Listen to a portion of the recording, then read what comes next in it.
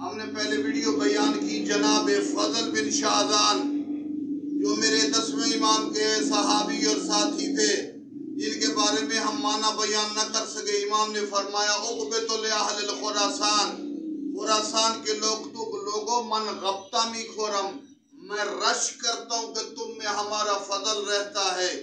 تو ظاہر ہے یہ خوش قسمتی ہے خراسان کے لوگوں کے لیے۔